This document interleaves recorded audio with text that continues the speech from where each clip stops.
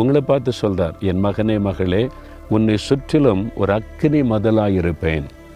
அந்த காலத்தில் ராஜாக்கள் ஆட்சி காலத்தில் பாருங்கள், ஒரு பட்டணத்தை கட்டினா ராஜாக்கள் தங்கி இருக்கிற அந்த பட்டணத்தில் சுற்றிலும் பெரிய மதில் சுவரை கட்டிடுவாங்க. ரொம்ப ஸ்ட்ராங்காக இருக்கும். இப்போ நீங்கள் பாருங்கள், இந்த மாதிரி கல் இல்லை, பெரிய பெரிய கல்லை தூக்கி வச்சுருவாங்க. சாதாரணமாக உடைக்க முடியாது. பல வருஷமாக பிரயாசப்பட்டு கட்டி மதில் சுவரை உண்டாக்கிடுவாங்க. எதிரிகள் படையெடுத்து வந்தால் அந்த மதில் சுவரை தாண்ட முடியாது, ஈஸியாக உடைக்க முடியாது. ரொம்ப உயரமாக இருக்கும், கடினமாக இருக்கும். அப்போ அவங்க உள்ளே இருக்கிறவங்க பாதுகாப்பாக இருப்பாங்க.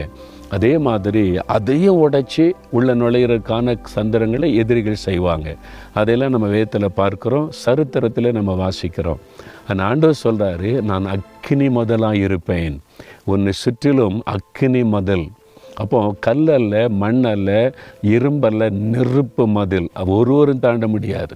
பிசாசை தாண்ட முடியாது, மந்திர வல்லமை தாண்ட முடியாது, மனிதர்கள் தாண்ட முடியாது.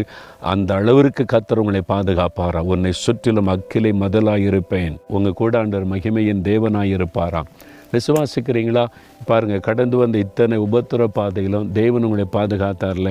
அவர் அக்கினி மதலாக இருந்ததுனால தான் கொள்ள நோய் தீமைகள் உங்களை சேதப்படுத்தாமல், இந்த சூழ்நிலைகளெல்லாம் உங்களை அழித்து விடாதபடி பாதுகாத்து நடத்தி இருக்கிறார். இனிமேலும் பாதுகாப்பார். நீங்கள் துதிக்கணும், ஆண்டவரே, என்னை சுற்றிலும் என் குடும்பத்தை சுற்றிலும் நீங்கள் அக்கினி முதலாக இருக்கிறதற்காய் ஸ்தோத்திரம் ஆண்டவரே. என்னை துதிங்க, துதித்து கொண்டே அடுத்த புது மாதத்துக்குள்ளே கடந்து போகணும். சரியா? தகப்பனே, இந்த மாதம் முழுவதிலும் என்னை சுற்றிலும் அக்கினி மதிலாயிருந்து என்னையும் என் குடும்பத்தையும் பாதுகாத்ததற்காக உமக்கு ஸ்தோத்திரம்.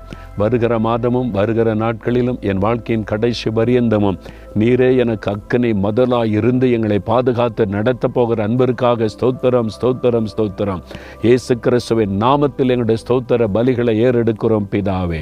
ஆமேன்.